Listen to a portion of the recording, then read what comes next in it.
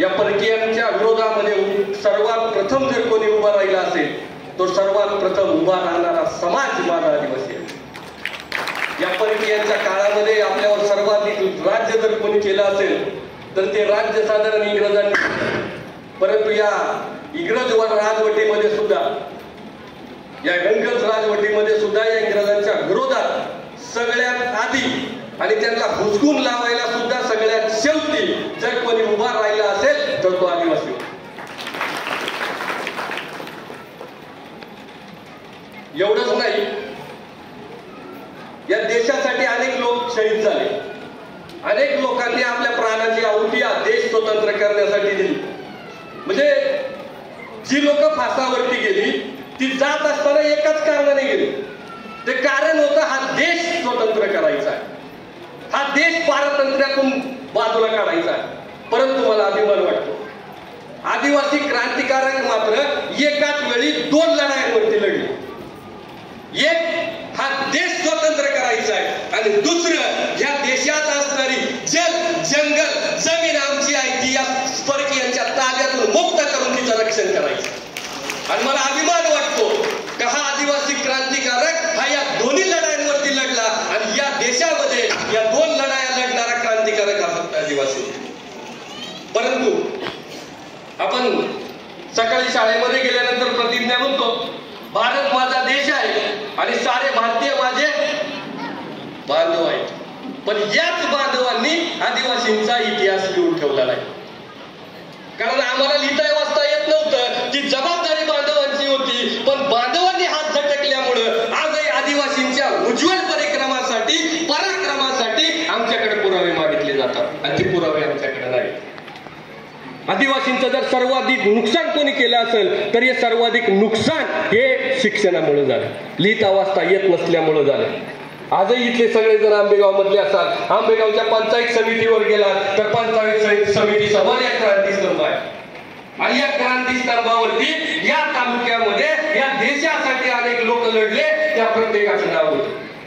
चांभार कुंभार माळी सगळ्या समाजाचं नाव होतं, परंतु त्याच्यावरती आदिवासी क्रांतिकारकाचं नाव नव्हतं. पण अनेक वर्षांच्या कष्टातून लायन हार्टेड फोडाची भागू केंगले यांचं नाव पहिल्यांदा क्रांतीस्तंभावरती. असे अनेक नावं आता फक्त होलाटी केंगलेचं नाव घेतलं, पण असे अनेक नावं या काळाच्या ओघामध्ये अनेक लोकांनी जमिनीमध्ये दडवली. अरे कोणाला कळू नये म्हणून ती या जमिनीत गाठली, ती कळू नये म्हणून या जमिनीत लपवून ठेवली. पण या जमिनीला आमचा इतिहास माहित आहे आणि ही जमीनच एक दिवस आमचा इतिहास बाहेर काढल्याशिवाय राहणार नाही. खरं तर 1947 ला हा देश स्वतंत्र झाला, परंतु हा देश स्वतंत्र होत असताना 1942चं आंदोलन हे सर्वाधिक महत्वाचं होतं. कारण या 42च्या आंदोलनामध्ये सर्व आपले पुढारी किंवा आपल्याला मार्गदर्शन करणारे नेते तुरुंगामध्ये होते आणि आता जनतेला स्वतःचा निर्णय घेऊन लढायचं होतं. या 42च्या आंदोलनामध्ये सुद्धा आदिवासी कुठं कमी नव्हतं. या महात्मा गांधीजींनी जी चले आंदोलनाची हाक दिली त्या आंदोलनामध्ये माझा आदिवासी सामील होता. या आंदोलनामध्ये हाक दिल्यानंतर याच आदिवासी भागामध्ये आज तुम्ही ज्या मातीमध्ये उभे आहात ते पिंपळगाव नावाचं गाव, या गावामध्ये एक आदिवासी स्वातंत्र्य सैनिक महात्मा गांधींनी दिलेल्या हाकेला हाक देतो आणि महात्मा गांधीजींचं ऐकून या स्वातंत्र्य लढ्यामध्ये 42च्या आंदोलनामध्ये सहभागी होतो. सहभागी झाल्यानंतर याच आदिवासी स्वातंत्र्य सैनिकाला 10 दिवस येरवडा जेलमध्ये ठेवलं जातं, 10व्या दिवशी मंचरमध्ये आणून सोडलं जातं. पण मला वाईट वाटतं की आजपर्यंत त्याची दखल इथल्या तालुक्याने घेतली नाही आणि इथं बसलेल्या समाजाने घेतली नाही. म्हणून मी सर्वप्रथम याच गावचे सुपुत्र आदिवासी स्वातंत्र्य सैनिक निसर्गवासी कोंडाजी मारुती हंडे यांना अभिवादन करतो. याचबरोबर आज ज्या निमित्ताने आपण सर्वजण जमलेलो आहोत ते म्हणजे हुतात्मा नाग्या कातकरी, बंडकरी राया ठाकर आणि आद्य क्रांतिकारक राघोजी भांगरे यांच्या जयंती निमित्ताने आपण इथं सर्वजण आलेलो आहोत. खरं तर या सर्व महापुरुषांना मी अभिवादन करतो. त्याचबरोबर आपण ज्या मातीत जमलेलो आहोत त्या मातीतील सुपुत्र की ज्यांनी हा देश स्वतंत्र करण्यासाठी काम केलं, आज आपल्या नावावरती ज्या जमिनी आहेत त्या आपल्या इथं काम केलेल्या बंडकऱ्यांची कमाई आहे. ते सर्वजण म्हणजे अगदी बनकरी दादू दाते, बनकरी लुमाजी गेंजे, बनकरी गणा आंबकर, बनकरी भागोजी यंदे, बनकरी राघू गावाली, त्याचबरोबर छत्रपती शिवाजी महाराज, डॉक्टर बाबासाहेब आंबेडकर, महात्मा फुले या सर्वांच्या चरणी नतमस्तक होत असताना या ठिकाणी या कार्यक्रमाच्या निमित्तानं विचार मंचावर उपस्थित असणारे सर्वजण आणि त्याचबरोबर आजचा कार्यक्रम हा समाजाचा आहे आणि समाजाचा कार्यक्रम हा चांगलाच झाला पाहिजे या उद्देशाने इथं आलेल्या माझ्या स्वाभिमानी आदिवासींना माझा सन्मानाचा जय आदिवासी. आज आपण आपले हक्क आणि अधिकार मागण्यासाठी एकवटलेलो आहोत. हे हक्क आणि अधिकार मागणं हेच समाज जागा होण्याचं लक्षण आहे. कारण आजपर्यंत झोपलेलो होतो, आजपर्यंत आम्ही आमचा हक्क आणि अधिकार मागितला.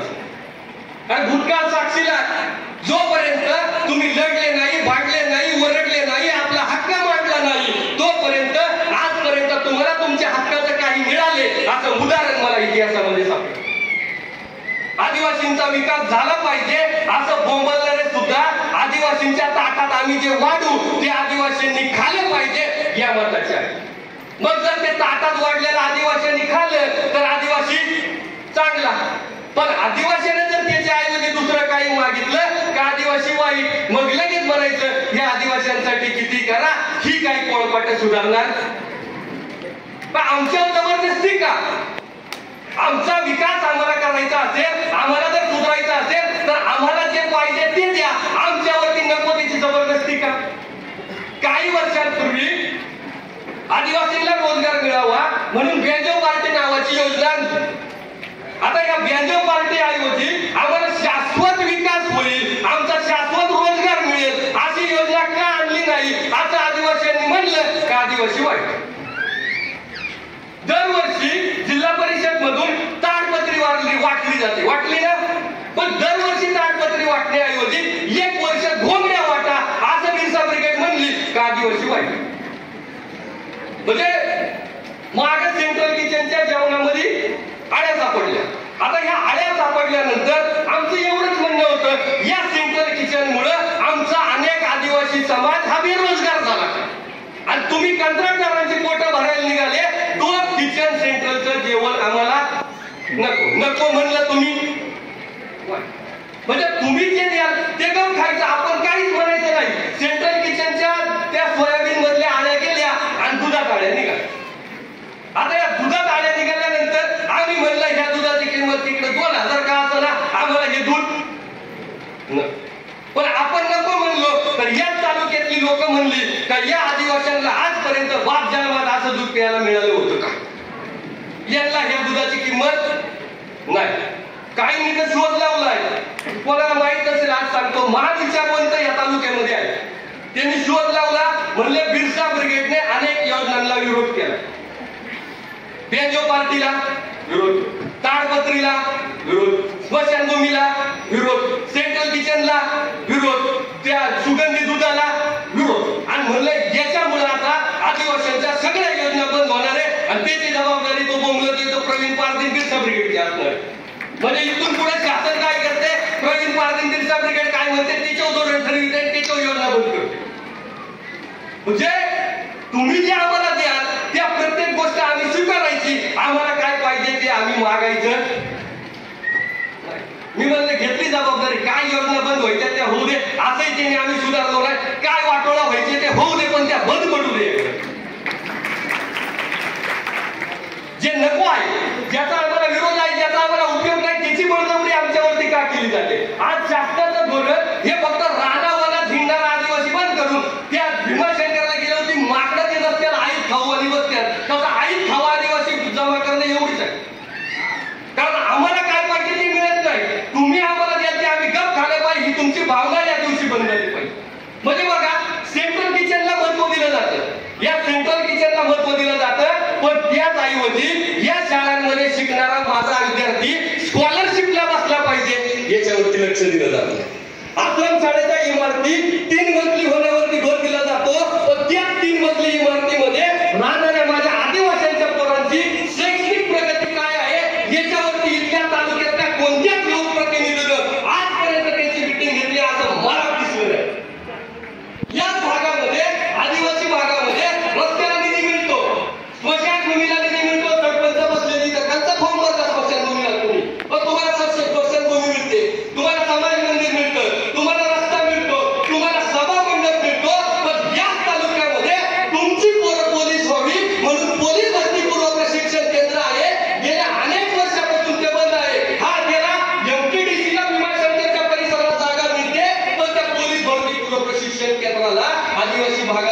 मिळत नाही, ते पुढे नेऊन ठेवलंय पूर्व भागामध्ये. पण त्याला सुद्धा तुमच्या प्रत्येक गोष्टीला निधी मिळतो, पण तुमच्या पोलीस भरती पूर्व प्रशिक्षण केंद्राला निधी मिळत.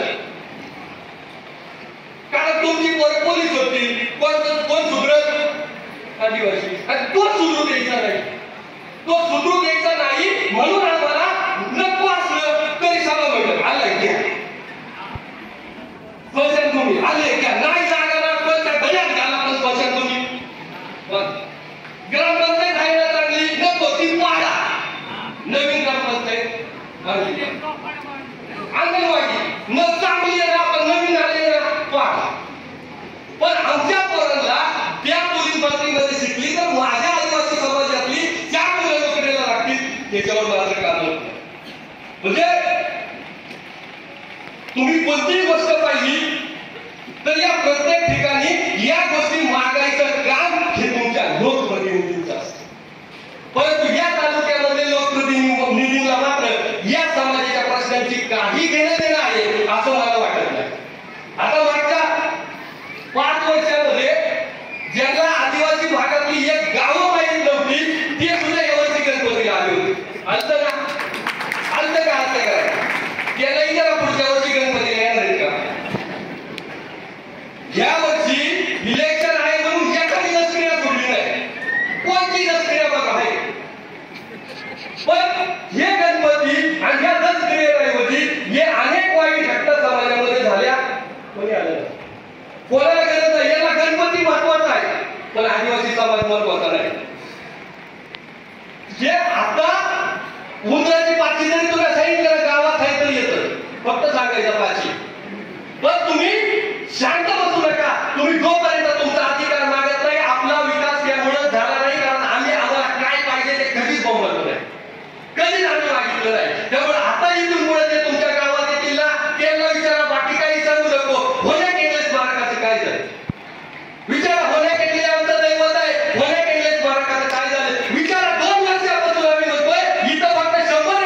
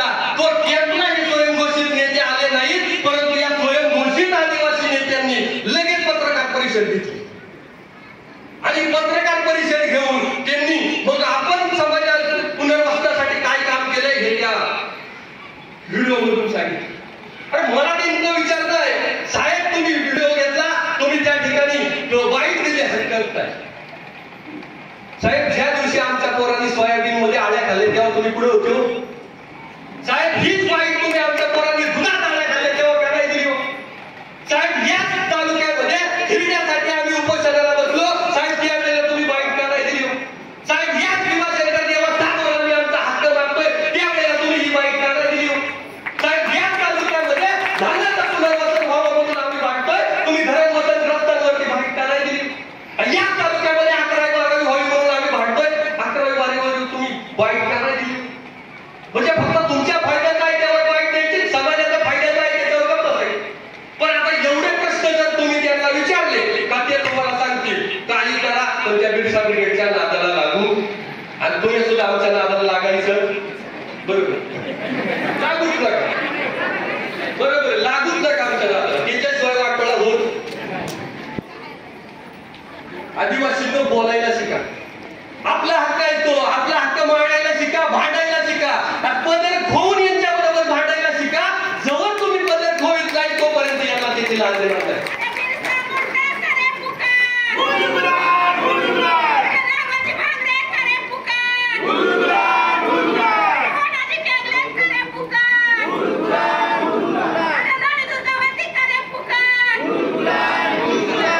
आदिवासींना तुमचे हक्क आजपर्यंत तुम्हाला न लढता कधी मिळाले नाही. अरे आठवा ना राघू भांगरा, आठवा का राघू भांगरा घडला, का नागा कातकरी उभा राहिला, का नाया ठाकर घडला, अरे काय इथं होणे मोठेंगलेला जन्म घ्यावा लागला. आजपर्यंत मला एक गोष्ट दाखवा ती आदिवासीला बिन मागता मिळाली. आज जर तुम्हाला या गोष्टी बिन मागता मिळाल्या असत्या तर याच मातीमध्ये राघू भांगरा जन्माला आला नसता, याच मातीमध्ये होणे केंगले जन्माला आला नसता, याच मातीमध्ये राघू गवारी जन्माला आला नव्हता. आणि म्हणून लढायला शिका, भांडायला शिका, तुमच्या हक्काचं आहे ती मिळवायला शिका. तुम्ही ज्या ज्या वेळेला हक्क मागितलाय, ज्या ज्या वेळेला तुम्ही तुमचा अधिकार मागितलाय त्या प्रत्येक वेळेला तुम्हाला हिनवण्यात आले. तुमचा एक क्रांतिकारक सांगा, ज्या क्रांतिकारकासमोर तुम्ही आद्य क्रांतिकारक लावले. याच ठिकाणी आदिवासींच्या हक्कासाठी माझ्या होणे केंगलेनी बंड केलं, त्याच्या नावापुढे नाव लावलं बंडकरी होणे केंगले. याच मातीमध्ये राघू भांगरेने बंड केलं, त्याच्या नावापुढे नाव टाकलं बंडकरी राघू भांगरे. याच मातीमध्ये होण्या केंगलेनं बंड केलं, याच मातीमध्ये प्रत्येक आदिवासी क्रांतिकारकानं बंड केलं, त्याला नाव काय दिलं बंडकरी. मग तुम्ही जेव्हा हक्क मागायला निघशाल तेव्हा तुम्हाला चांगलं म्हणलं जाईल. अजिबात ध्यानात ठेवा, ज्या वेळेला तुम्ही भीमाशंकरवर तुमचा हक्क मागाल त्यावेळेला तुम्हाला ते जातीयवादी म्हणतील. लक्षात ठेवा, ज्या वेळेला तुम्ही भीमाशंकरवर हक्क मागाल तुम्हाला जातीयवादी म्हणतील. तुम्ही धरणावर होण्या केंगलेचं नाव मागाल तुम्हाला जातीयवादी म्हणतील. पेसा क्षेत्राचा अधिकार मागाल तेव्हा तर तुम्हाला नक्षलवादी म्हणतील. पण कोणाला काय म्हणायचंय ते म्हणू द्या, पण तुम्ही तुमचा लढा लढा, तुमचा लढा भांडा, तुमचे हक्क अधिकार मागा. कारण जोपर्यंत तुम्ही ते हक्क अधिकार मागितले नाहीत तोपर्यंत तुमच्या आजा पंजाला सुद्धा ते अधिकार मिळाले नाहीत. तुमचा आजा भांडला, तुमचा पंजा भांडला, आज तुम्ही भांडत आहात, उद्या तुमचा पोरगा भांडेल, पण तो लढताना तुमच्या पोरांना सुद्धा या लढाईसाठी उभं करा. वेळ प्रसंगी तुम्ही डुकराच्या पोटात हाडवा खुपसला, पण आता मात्र पोराला तोच हाडवा आपल्या अन्याय करणाऱ्याच्या पोटात घुसवायला शिकवा. पण असे विषय काढले आम्ही जर बिरसा ब्रिगेडची मंडळी असं बोललो का लगेच या तालुक्यातले पुढारी विकासाच्या व्याख्येवर येतात. विकास भाऊची व्हिडिओ पाहिली काल, विकास सापडला का नाही त्यांनाच माहित होता, ते गेल त्या अवघ्याला. लगेच काही मंडळी विकासाच्या व्याख्येवर येतात आणि आमच्यासारख्या काल परवा याच्यात पडलेल्या पोरासोरांना विकासाच्या व्याख्या विचारतात. हाच विकास आहे असं मी समजतो. तालुक्यातील लोकप्रतिनिधींनी जो विकास केला त्याला आम्ही कधीही नाकारलं नाही. आम्ही भविष्यात सुद्धा त्यांनी केलेल्या विकासाला नाकारणार नाही. हीच बिरसा ब्रिगेडची भूमिका आहे. पण तुम्ही रस्ता आणि लाईट एवढी जर आदिवासींच्या विकासाची व्याख्या करणार असाल तर ती आम्हाला मान्य.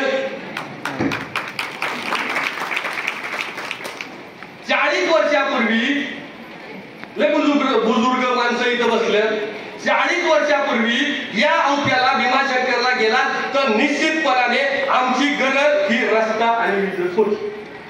पण आज त्यानंतर धरणं होऊन 40 वर्ष झाली पण 40 वर्षानंतर सुद्धा आदिवासींच्या विकासाची व्याख्या वीज आणि रस्ता एवढीच असेल तर हे योग्य नाही. रस्ते, लाईट, समाज मंदिर, स्मशानभूमी हे काही आदिवासींच्या विकासाचे मार्ग नाही. हिरसा ब्रिगेडची भूमिका अशी आहे, आदिवासींचा विकास आणि आदिवासी भागाचा विकास यात फरक आहे. आदिवासी भागाचा विकास निश्चित झाला असेल, पण म्हणून आदिवासींचा विकास झाला हे विचारवंतांना मला विचारायचंय का तो कसा ते एकदा समाजाला पटवून सांगा. आदिवासी भागाचा विकास आम्ही नाकारत नाही, पण या माध्यमातून आदिवासींचा काय विकास झाला हे मात्र कोणी सांगत नाही. रस्ते, लाईट, स्मशानभूमी, पाण्याच्या टाक्या, समाज मंदिर, ग्रामपंचायतच्या इमारती किंवा अंगणवाडीच्या इमारती यामुळे आदिवासी भागाचा विकास झाला असेल म्हणून या झाल्या म्हणून आदिवासी भागाचा विकास झाला असं या तालुक्याचे काही पुढारी म्हणतात. पण रस्ता आला, लाईट आली म्हणून आमच्या पोटाचा प्रश्न सुटलाय का? आज शेतीला पाणी, हाताला काम आणि पोटाला घास मिळेल तेव्हाच आमचा विकास होईल. हा आदिवासींचा विकास आहे. परंतु अनेक जणांना वाटतं रस्ता, लाईट, स्मशानभूमी, समाज मंदिर हा सगळा आदिवासींचा विकास आहे. हा विकास ज्यांना वाटतोय त्यांना माझी विनंती आहे, उद्यापासून सकाळी भूक लागली का तुम्ही एक बाजूला रस्ता चाटायला सुरुवात करा आणि संध्याकाळी भूक लागली का त्या लाईटीच्या तारा करंटा त्याने जर तुमचा पोट भरला तर आम्हालाही सांगा, आम्ही सकाळी समाज मंदिराला झटतो आणि संध्याकाळी सभा मंडपाला भेटतो. कारण तोच विकास आहे, तोच खायला घालणार आहे, त्याला पोट भरणार आहे. आम्ही तरुण मंडळी सर्वजण आमची विकासाची व्याख्या क्लिअर आहे. आम्ही म्हणतोय का समाज भागाचा विकास बाद झाला, आता आदिवासींचा विकास करा. पण या लाईटीच्या तारा आणि रस्ता काय आदिवासींच्या आयुष्यातून जायला मागत नाही. या रस्त्यामुळे, लाईटीमुळे जर साहेब कोणाचा विकास झाला असेल तर तो आदिवासी भागातल्या हॉटेलांचा झाला आणि आम्ही आजही त्याच्यामध्ये कंपल्शन धुतोय आणि त्यालाच हे विकास करतो. म्हणजे यांची इच्छा एवढीच आहे आदिवासी भागामध्ये हॉटेल व्हावी, आपली नाही दुसऱ्यांची, त्याच्यानं आम्ही काय करावं, कंपल्शन धुवा. हाच आदिवासींचा काय आहे. आता शेतीला जर पाणी मिळालं तर आमचा विकास होईल. हिरड्यावर प्रक्रिया करणारा उद्योग उभा राहिला, आमचा विकास होईल. हिरड्याला नुकसान भरपाई मिळाली, आमचा विकास होईल. आमचा पोटाचा प्रश्न सुटेल, आमचा शाश्वत विकास होईल. परंतु आजपर्यंत या तालुक्यातल्या प्रत्येक राजकारण्यांनी आदिवासींच्या तोंडाला फक्त पानच पुसलेली आहे. इलेक्शन आलं का दर पंचवार्षिकला त्या भीमाशंकर आणि आवटे खोऱ्यामध्ये पाणी देण्याच्या चर्चा ऐकायला येतात. नाही का सरपंच कुठे गेले? दाते सरपंच आज आदिवासींच्या दोन्ही खोऱ्यामध्ये पाणी देणार अशा चर्चा दर इलेक्शनला ऐकायला येतात. पण इलेक्शन झालं का तुम्ही कोणत्याही सभेला मी जे बोलले ते रेकॉर्ड करून ठेवून ऐका. औपे आणि भीमाशंकर खोऱ्याचा भाग हा भौगोलिक दृष्ट्या अतिशय बिकट असल्यामुळं तिथं पाण्याची योजना होऊ शकत संपली. माझी तर तालुक्यातल्या सगळ्या पुढाऱ्यांना विनंती आहे, भीमाशंकर खोऱ्याला एक वेळेस पाणी देऊ नका, त्या औपे खोऱ्याला एक वेळेस पाणी देऊ नका. कारण तुमच्या मते तो भौगोलिक दृष्ट्या योग्य नाही. त्याला 10 वर्ष लागू द्या. पण तुम्ही हे सगळं करत असताना घाटाखाली असणाऱ्या आदिवासी गावांचं का ठीक आहे ना, वर भौगोलिक दृष्ट्या नाही ना देता येत, देऊ नका. ह्या वर्षी द्यायचं ना 10 वर्षांनी द्या, काय हरकत नाही. पण घाटाच्या खाली माझी जी गावं आहेत त्यांच्या शेजारून पाटाचं पाणी गेलाय, त्यांच्या शेजारून बोर हे गेली, धरणाचा कॅनॉल गेलाय, त्या गावांचं काय. आजपर्यंत तुम्ही फक्त भीमाशंकर औपे खोऱ्यावर बोलता, कारण माहित आहे का म्हणता येते भौगोलिक कारणामुळे पाणी देऊ शकत. खालच्या गावांचा विषय का कोणी काढत नाही. खालच्या गावाला पाणी पाहिजे याच्यावर का कोणी बोलत नाही. मायमावाडी जवळ कॅनॉल गेलाय ना, अरे गेलाय का? मायमावाडी जवळून कॅनॉल गेलाय, त्याच्यापासून हुगलेवाडी साधारण अर्धा किलोमीटर अंतरावर. मग अर्धा किलोमीटर कॅनॉल गेल्यावर का कोणी बोलत नाही. अर्धा किलोमीटर कॅनॉल गेला तर हुगलेवाडी पाण्याखाली येईल, तोही आदिवासीच आहे ना. त्याच्या पुढच्या बाजूला चिखलच्या वाडीला ठाकर राहतो, आणि जाऊ द्या तिकडे पाणी, तो आदिवासी तरी सुट्टी होईल ना. तसंच त्या पुढे पाणी पोखरकर वाडीला, पिंगळवाडीला, आणि तिथं राहणार नाही आदिवासी सुट्टी होईल ना. खालच्या गावाच्या पाण्यावरती मात्र कोणीच बोलत नाही. वरच्या पाण्याचा विषय मात्र सारखाच घडला. पण खालच्या गावाला आज आंबेदऱ्याला पाणी गेलं. आंबेदऱ्याचा आदिवासी बसला तिथं बसून खायला शेतात उगलला. पण आंबेदऱ्याच्या पाण्यावर कोण बोलत नाही. उगलेवाडीला पाणी देऊ कोण बोलत नाही. तिथून पुढे गेला पोकरकर वाडीला, चिंचच्या वाडीला पाणी देऊ कोणीच बोलत नाही. खालच्या पाण्याचा कोणी विषयच काढत नाही. आणि शब्द न काढण्याचं कारण एवढंच आहे बांधवांनो, का जर तुमच्या शेतामध्ये पाणी मिळालं तर यांच्या शेतामधलं कांदं बटाटे काढायला कोण जाणार. आणि आता माणसं पुरवणारा तुमच्या जे ठेकेदार तयार झालं ते काय खाणार. या ठेकेदारांची पोट भरावीत म्हणून हा सगळा तमाशा आहे. म्हणून तुम्हाला पाणी मिळेल. पण मी सांगतो याच्यानंतर बिरसा ब्रिगेड शांत बसणार नाही. ज्याप्रमाणे या डिंबे धरणामध्ये गेलेल्या गावांची मोठ बाजूला आम्ही पुनर्वसनाचा लढा उभा केला, तोच लढा उद्यापासून घाटाखालच्या गावांना पाणी मिळावं म्हणून बिरसा ब्रिगेड उभी करते. आमच्या शेतीला पाणी द्यायच्या गप्पा मारल्या जातात. वाईट वाटतं मला सांगायला. या डिंबे धरणासाठी आताच बरेच जण बोलले, या डिंबे धरणासाठी माझ्या आदिवासींनी आत्महत्या केली. माझ्या आदिवासींनी सुखी संसारावरती गाढवाचा नांगर चालवला. आणि माझ्या आदिवासींनी जर आत्महत्या केली नसती ना, हा तालुका सुजलाम सुफलाम झाला नसता. या तालुक्यामध्ये कोणत्या बापाची हिंमत नव्हती कारखाना काढायची, दुधाच्या डेऱ्या काढायची. त्या डेऱ्या माझ्या आदिवासी मिळवल्या. पण आजची परिस्थिती एवढी वाईट आहे की आम्हाला शेतीच्या पाण्याच्या गप्पा मारल्या जातात. आणि जी योजना आदिवासींना पिण्याचं पाणी देण्यासाठी धरणावरून नेली, त्या पोखरी प्रादेशिकचं बिल भरायला पैसे नाही आमच्या. म्हणजे एकीकडे शेतीला पाणी देऊ म्हणायचं आणि पोखरी प्रादेशिकचं बिल भरायला पैसे नाही म्हणून पोखरी प्रादेशिक बंद. हा आमचा विकास, हा आमचा विकास. अर्थात शेतीला पाणी जाऊ द्या, प्यायला तर पाणी द्या.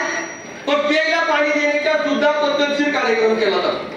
म्हणजे तुम्हाला सांगतो, आदिवासींना ठीक आहे धरणाचं पाणी नाही मिळू द्या, प्रत्येक गावांमध्ये जर विहिरी काढल्या तर या विहिरींची संख्या वाढवली तर आदिवासी भागामध्ये पाण्याचा तुटवडा पडणार नाही. सगळ्या गावांना आपल्याला पाणी पाठता येईल. त्याच विहिरीचं पाणी घेऊन काय 100 घरं सुधारली तर 4 घरं तरी त्या ठिकाणी मेथी तरी टाकते. परंतु वरच्या गावांची प्रॉब्लेम असा झालाय की आजही वरच्या भागाची जे गावं आहेत त्या गावांचे विहिरी फिरून जात आहेत. जात्यात ना कोणी तर काय म्हणून गेल्या विहिरी फिरून अतिउपसा. बघा कोण उपसा करतोय, 2 अतिउपसा करताय. बाग आहे फुलावली, त्या स्ट्रॉबेरी लावली त्यालाच पाणी घालवलं तुम्ही. झालं लखपती तुम्ही. आज अतिउपसामध्ये गावं कोणती आदिवासी भागातली हे पिऊन सर्वे करतात का याला पाजून सर्वे केला जातोय, हा मला प्रश्न आहे. फुलावण्यासारखं सपाट गाव जितक्या म्हणजे तिथं पाणी लागले ते गाव अतिउपसामध्ये फुलावडे आहे ना. फुलावडे तर फुलावडे गाव कुठं अतिउपसामध्ये. आणि अतिउपसामध्ये असल्यामुळे आम्हाला ठक्कर बाप्पाची विहीर मिळत नाही आणि बिरसा मुंडाची विहीर मिळत नाही. वारा उपाशी. म्हणजे शेतीला पाणी द्यायच्या नावाने चर्चा करायच्या पण प्यायला सुद्धा आदिवासींना पाणी द्यायचं नाही. हे पाणी देत असताना प्रत्येक वेळेला प्रत्येक नियम हा आदिवासी भागासाठी लावला जातो. म्हणजे मागं वळून बघा, काही दिवसांपूर्वी तुमच्या सातबाऱ्यावरती खासगी वनाचे शिक्के मारले ना. आणि हे पिढी काय सांगतात, तुमच्या भागामध्ये कोणता कायदा लागू आहे, पेसा. आणि पेसा कायदा काय सांगतो, ग्रामसभेच्या परवानगी शिवाय तुम्ही आमच्या भागात काही करू शकत. शिक्क मारलं कसं, फॉरेस्टनी हे शिक्के जे मारले, जर तुम्हाला आमची कोणतीच परवानगी आम्ही दिलेली नाही, आम्ही त्या ठिकाणी कोणत्याही स्वरूपाची लेखी दिलेली नाही, ती लेखी नसताना सुद्धा त्या ठिकाणी शिक्के मारले. ठीक आहे, विकासाचं ठीक आहे. पण मला या विकासाच्या गप्पा हाणणाऱ्यांना प्रश्न आहे का तुम्ही याच्यावर बोलत का नाही. या शिक्क्यांना विरोध करावा म्हणून आजपर्यंत या तालुक्यातल्या पुढाऱ्यांनी एखादा मोर्चा का काढला नाही. या ठिकाणी अतिउपसामधली गावं बाहेर जावी म्हणून या तालुक्याचं नेतृत्व करण्याची संधी आदिवासींनी ज्यांना दिली ते आदिवासींचे प्रश्न का मांडत नाहीत, का बोलत नाहीत. परंतु पुढच्या काळामध्ये या प्रश्नावरून सुद्धा बिरसा ब्रिगेड स्वतःच त्या ठिकाणी रान उठवल्याशिवाय राहणार. पण आपण यावर किती बोललो तरी कमीच पडेल. कारण तुम्ही किती समस्या मांडणार. कारण हे सगळे असे विषय बोलले का बिरसा ब्रिगेडचे कार्यकर्ते आदिवासी लोकांना भडकावतात असं समाजामध्ये सांगितलं जातं. पण मला प्रश्न आहे, आणि हीच लोक परत समाजामध्ये विचारतात बिरसा ब्रिगेडने काय कामं केली. मला तर त्यांना ह्या माध्यमातून माहिती 4च कामं बिरसा ब्रिगेडच्या माध्यमातून आम्ही जी केली ती 4च कामं सांगायची आहेत. अरे भोन्या भागू केंगले कोणाला माहित नव्हता, पण भोन्या भागू केंगलेंचं स्मारक व्हावं म्हणून लढणारी एकमेव संघटना बिरसा ब्रिगेड आहे. आणि याच पंचायत समितीवरती प्रत्येकाचं नाव होतं, परंतु आदिवासी क्रांतिकारकाचं नाव नव्हतं. त्याच ठिकाणी भोन्या भागू केंगले यांचं नाव कोरणारी संघटना बिरसा ब्रिगेड आहे. पुनर्वसन ग्रस्तांसाठी 80 ते 90 साला धरण झालं, पण साहेब कोणी त्यांची एकजूट घडवून आणली नव्हती. कोणी त्या गावाला एकत्र बसवलं नाही. या पुनर्वसन ग्रस्तांना एकत्र बसवणारी संघटना बिरसा ब्रिगेड आहे. या तालुक्यामध्ये आजपर्यंत कातकरी, ठाकर आणि महादेव कोळी ही एकाच आईची लेकरं आहेत. हे सुद्धा आम्हाला कोणी आजपर्यंत शिकवलं नव्हतं. पण इथं बसलेल्या समाजाला अरे आपण एकाच आईची लेकरं आहोत, ती आई आदिवासी आहे हे शिकवणारी संघटना बिरसा ब्रिगेड आहे. खरं तर त्यांना 40 वर्ष माग राया ठाकर आणि नागा कातकरी कोण आहे ते माहित नव्हतं, परंतु त्यांना सुद्धा राया ठाकर आणि नागा कातकऱ्याची जयंती घेण्यासाठी परिस्थिती निर्माण करणारी संघटना बिरसा ब्रिगेड आहे. ज्यांनी आयुष्यामध्ये कधी आदिवासी दिन पाहिला नव्हता त्यांना दुसरा आदिवासी दिन घेण्याची गरज निर्माण करणारी संघटना बिरसा ब्रिगेड आहे.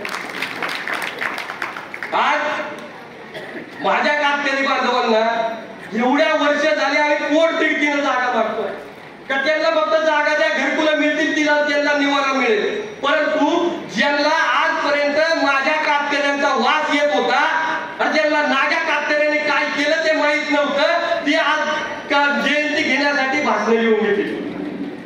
ही ताकद बिरसा ब्रिगेडने निर्माण केलेली आहे. आज विचार करा, मागील काही दिवसातच तालुक्यामध्ये 2 जयंत्या झाल्या ना? अरे झाल्या का? जयंत्या करणाऱ्यांना माझी विनंती आहे, 2 जयंत्या होत्याच वाटतं.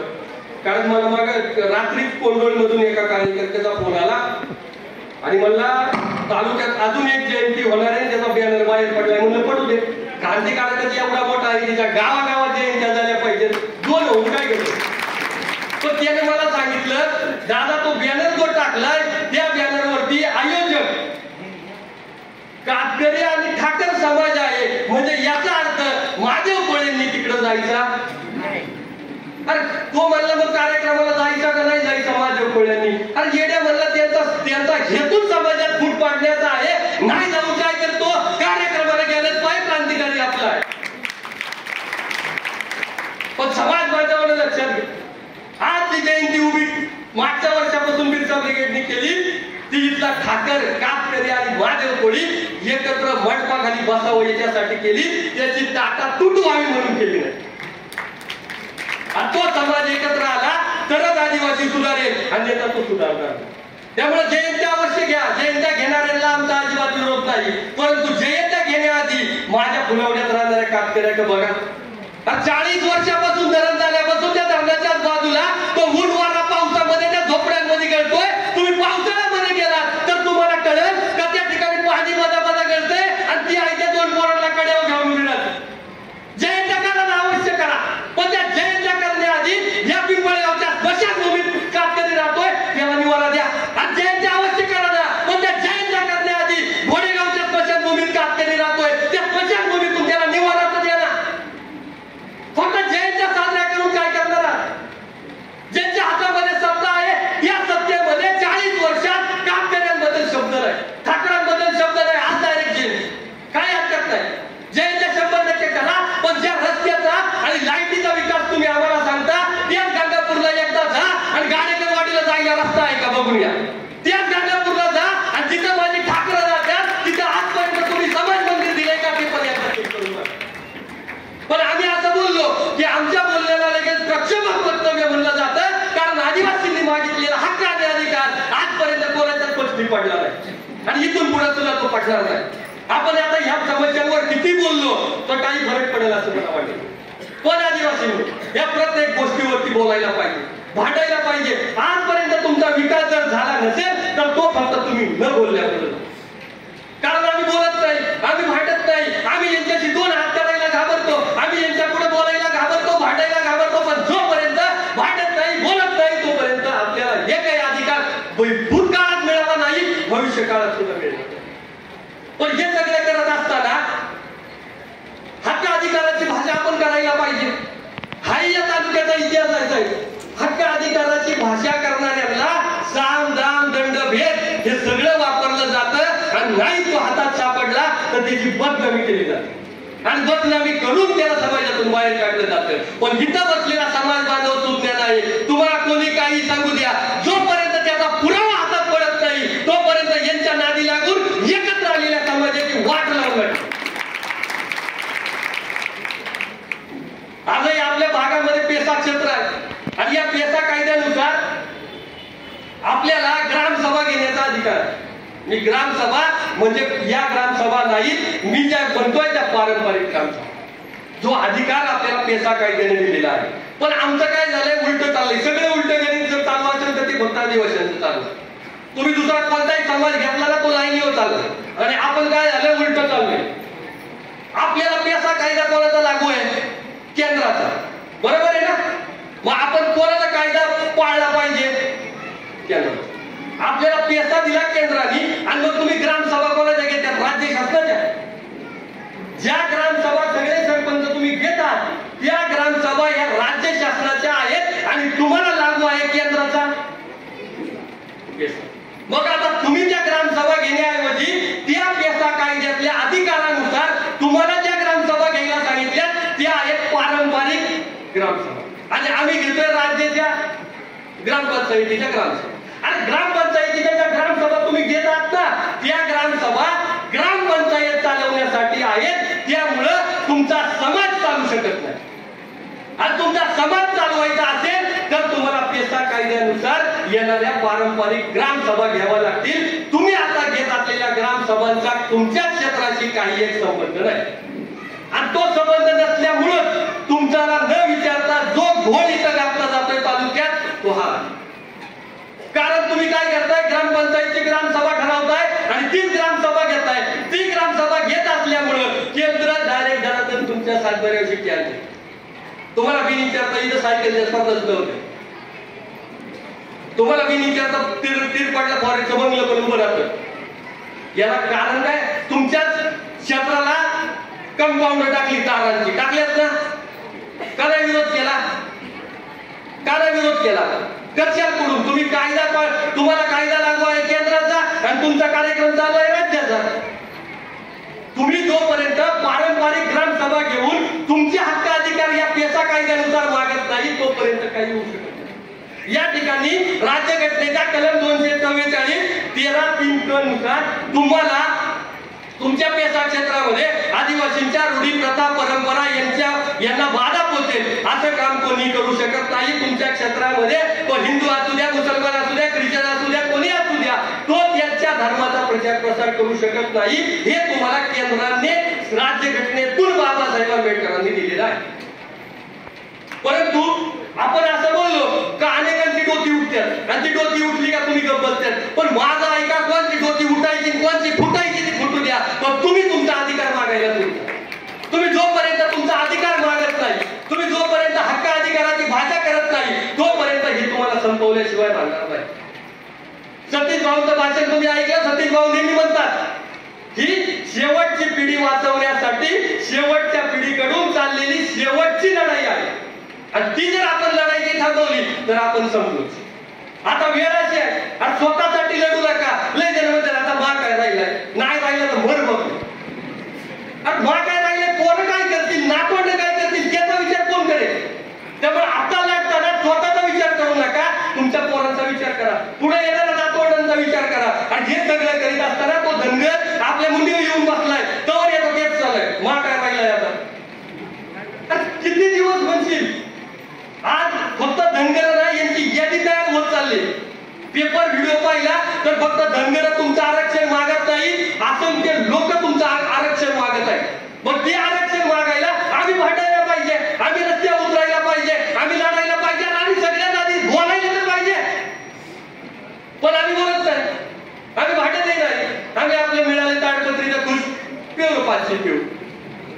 आम्ही आपल्या घरकुल त्याच्या सरपंचाच्या मागे लागून मिळाले कमाई आपली घरगुती. पण आम्ही याच्यात पडणार कधी, आम्ही बोलणार कधी, आम्ही आमचा हक्काधिकार मागणार कधी? कारण घरकुल आणि या योजनेने तुमचा विकास होणार नाही, तुमचा विकास तुमच्या बोलण्यापासून होईल. परंतु आम्ही बोलत नाही, आम्ही बसत नाही. आजही तुमचं आरक्षण मागण्यासाठी धनगर टिकलेला असताना तुम्ही ज्या 4 तालुक्यांमध्ये आंबेगाव, खेड, जुन्नर, मावळ या 4 तालुक्यांचे आमदार निवडून दिले ना? दिले का निवडून? मग जर ते आमदार तुम्ही निवडून दिले तर धनगरांच्या विरोधामध्ये ह्या 4 तालुक्यातले आमदार बाजू का मांडत नाहीत तुमची? का म्हणत नाहीत धनगर आदिवासींमध्ये येऊ शकत नाही? का म्हणत नाहीत की आदिवासींमध्ये कोणत्या जमातीला जमातीला येण्याचा अधिकार नाही? का आमदार तुमची बाजू मांडत नाही? या तालुक्यात नाही, आंबेगाव, खेड, जुन्नर, मावळ 4 तालुक्याच्या आमदाराने आजपर्यंत धनगर आरक्षणावर तुमच्या बाजूने बोललाय असं आठवत नाही. तुम्ही फक्त सतरंजा उचलाय.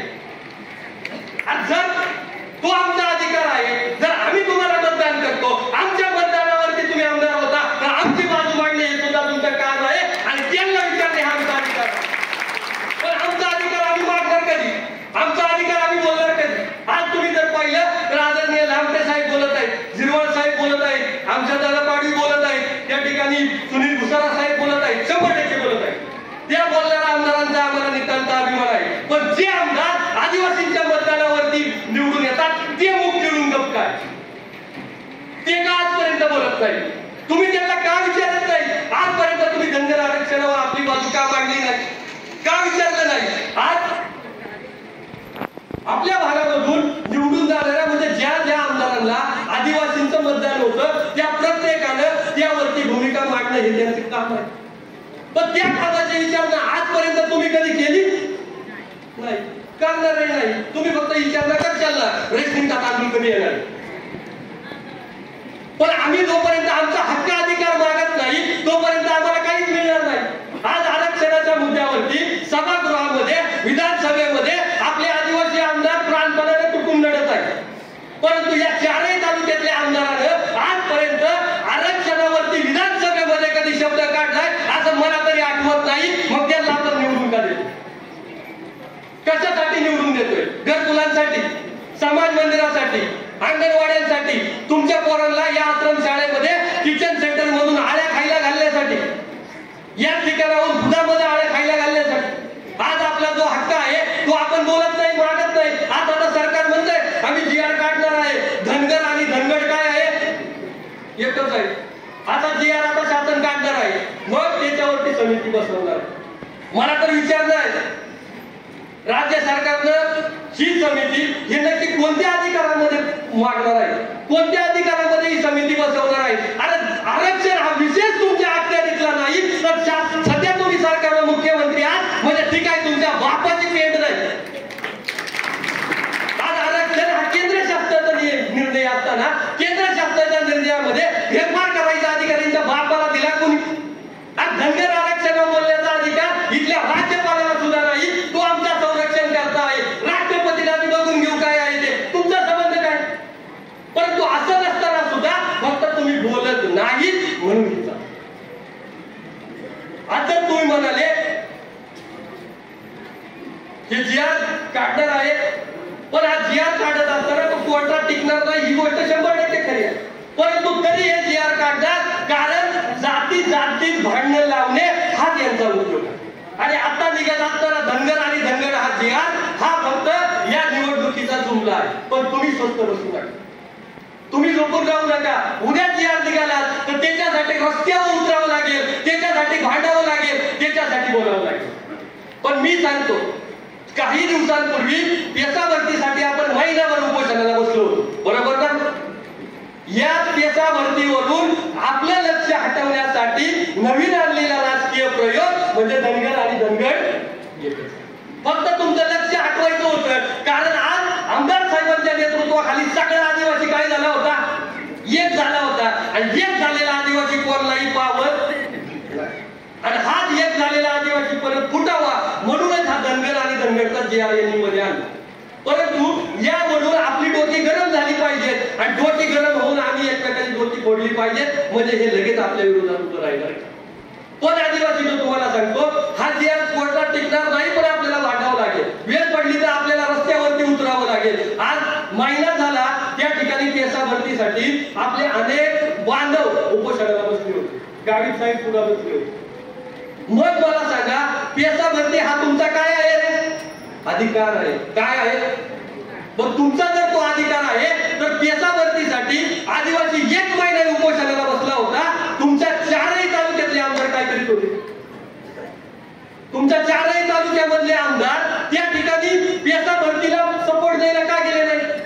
का आजपर्यंत या 4ही तालुक्याच्या आमदारांनी पेसा भरती करा म्हणून शब्द टाकला नाही? सरकारमध्ये आहेत ना. मी तर मागे ऐकलं होतं विकासासाठी सरकारमध्ये गेले. मग त्या विकासाच्या व्याख्येत आदिवासी नाही, कारण त्या विकासाच्या याच्यात जर आदिवासी असतात तर पेसा भरतीसाठी आपल्या 4ही तालुक्यांचे आमदार कुठे पाहिजे होते?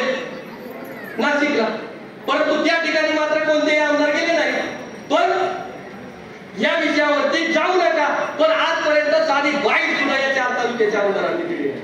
पेसा भरती करा म्हणून सुद्धा कुठे स्टेटमेंट केलेलं नाही.